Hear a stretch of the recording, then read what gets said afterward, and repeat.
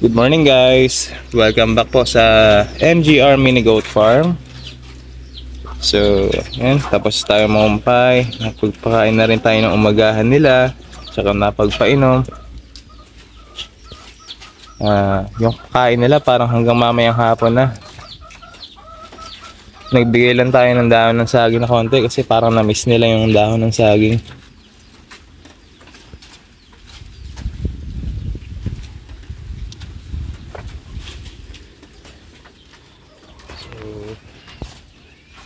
Yan, ito yung ating ibang alaga. Si Big Mama, kinulong ko siya kasi hindi talaga makakain yung ibang alaga natin kapag meron tayong mataray na kambing, nambubuli. Ito si Big Mama. Walang makakain kapag nasa baba siya eh. May nakakain pag malayo pero konting lakad lang niya, magsisitakbuhan na agad yung iba. Kaya siya ang ikunilong ko. So buntis na po ulit yan. June or July ang labas. Nakalimutan ko yung date pero naka-logbook naman siya. Then meron tayo dito isa pang native, si Arte. So 2 weeks na lang hinihintay natin sa kanya, 2 to 3 weeks. Kasi ang due date niya is April 27. So possible it's either advance ng 1 week or pinakamatagal na is yung April 27 na panganganak niya. Babang-baba na rin kasi talaga eh. Feeling ko naman healthy yung pagbubuntis niya dahil maganda yung milk production niya. Kitang-kita naman sa milk bag niya. Talagang malaki kahit native. Alaga rin sa vitamins na DCM saka ADE with selenium. Yan to si Big Mama. Buntis na ito. So ganun din. Same din siya ng pagpapainom ng vitamins. And then si Yumi dito ko nilipat. Niliguan ko kasi siya kahapon. Ito yung dalawang anak niya. So I hope makasurvive sila. Kasi 1 month na sila Akala ko hindi sila makakasurvive kasi nga ayaw talaga magpadede ni Yumi. Then after mga 3 days yun nakapagpadede na siya. Pero ngayon siguro mga kahapon pa siya magpapadede. Mailap. Kaya sinusuportahan lang namin to ng gatas. So sana mabuhay namin para hindi naman sayang yung buhay nila. Ito palang pen na to is pang maliliit talaga. Kaya ganun lang yung yung pakainan ko. Maliit lang. Ayun nga lang. Nilipat ko muna si Yumi para mas makagalaw-galaw siya kasi nagkakuto siya. Actually hindi siya, yung dalawang maliit. And then hawaan siya kaya nilinis ko yung bahay doon, kulungan niya. Disinfect. And then niliguan ko sila, ginamitan ko ng shampoo na wash out. Then to nilinis ko rin yung area. Okay naman, patay naman. Mas maganda lang medyo konti lang ihalo natin tubig sa washout para talagang deads yung mga yung mga lisa. Okay. So ito si Bulag, maganda rin yung pagbubuntis niya ngayon. Feeling ko naman. Ang anak nito is sa May, first week na May. So siya dapat is ibebenta natin ng December ng halagang 5,000. Si 21 kilo siya nun 250 per kilo. May bumibili na sa akin. So nagdalawang isip lang kami. Sabi kasi talaga ng asawa ko, feeling daw niya nag-hit. After ilang days nga nag-hit na. So yun, nasampahan siya. Kaso after mga 1 month, nag-hit ulit siya. So yun, natuluyan na rin, nabuntis na. Ito naman si Liit. Yan dapat pinakakauna-unahan namin mga anak kasi nakastand siya sa edad na 3 months old. Pero luckily, hindi siya nabuntis nun. So ngayon, almost 8 or 9 months na siya, nasampa na siya. So okay na rin, positive na rin, buntis na. Thank you Lord. So yan, ang buntis natin ngayon ay 1, 2, 3, 4. And then Si Creamy.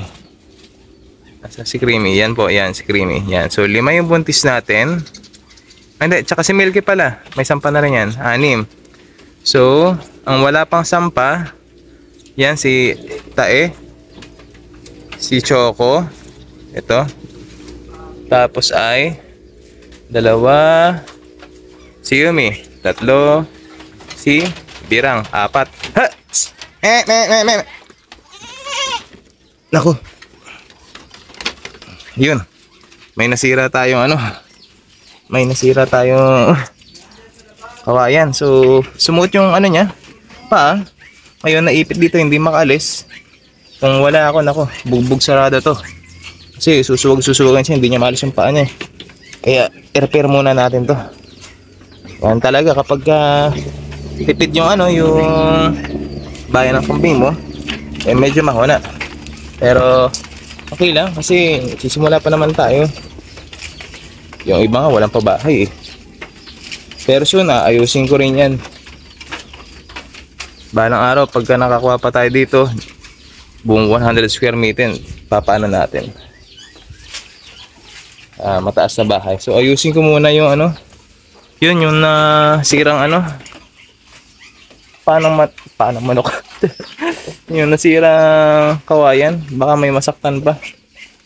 Okay, so ang kambing po dito ay total of 23 heads. Dito sa aming mini goat farm ng aking kuya, tsaka ng aking asawa. Kasi meron pa doon 2 sa may kabila, sa may likod ng bahay. Meron pa 2. So dito is 21 heads, and dun sa kabila is 2. Parehas buntis na rin yun nasa likod. Ayan guys, oh. Ito, mukha lang siyang buntis. Pero busog lang yan. Ito naman si Porcelo. Yan eh. Bloat. No? So, ang aking F4 na traditional boar. Okay. Feeling ko may naaamoy siya kanina eh. Kasi umaano yung ilong niya eh. Ito talagang alaga sa vitamins talaga. Kompleto. Never to nagtai sa akin. Pero ngayon ang kagandahan talaga pag puro kumpay ka, wala talaga nagtatae. Walang ano, siguro may kakabulati pero napaka-less lang. Mula nung February ba yun, yung hindi na ako nagpapastol, wala na talaga nagtae. Ayun din ang kagandahan. So, kakapurga ko lang din naman ng katapusan, magpupurga pa rin tayo. No? Kahit every 2 months na Fenbendazole kasi puro buntis sila. Pero bibili pa rin ako ng Albendazole. Okay. So, yan. Mahaba yan si Porcelo. Mahaba na malapad. Hindi naman ganun kalapadan. Mataba siya eh. So yan, sawa na tong mga to. Yung pakain nila siguro hanggang mamaya na to. Huh? Namiss talaga nila yung saging, oh. Hi Vanilla. Si Vanilla, dati yan pinakamatapang eh. Kaso ang ginawa ko sa kanya, dinihorn ko. So yung isang sungay na lang hindi pa natatanggal. Ngayon parang medyo mailap siya kasi nga parang nasaktan siya nung dinedehorn namin. Kaya ayaw niya lumapit. Pero kapag pinapainom ko ng tubig yan, nalapit naman. Kaya hindi siya siguro matapang na ngayon kasi medyo masakit pa yung sungay niya. Hindi siya isang banggaan eh, putol. Yan ang dinehorn ko. Tsaka to si Liit. Ito malapit na rin maputol pa yung isa. Ayun oh. Meron pang ano yan. Yung isa naputol niyan. Ito yung sungay niya no. Tinatago ko. Remembrance ko. Yan. Yan. Ito kay Vanilla. Then yung isa kay Liit. Remembrance ko yan. Sungay nila. Okay. So ipapakita ko na lang kung paano tayo mag-dehorn yung mga malalaki. Pero ang dinedehorn ko lang naman is yung talagang nanunuwag, yung mga bully. Ito, Kaya tinanggal ko muna yung sungay niya. Dapat na madeduhan na rin eh. Dapat to putol na rin siguro yung sa sungay nito. Kaso nga lang, may stress kasi ang alaga kapag dineduhan natin. So, dapat yung hindi buntis. Para ano.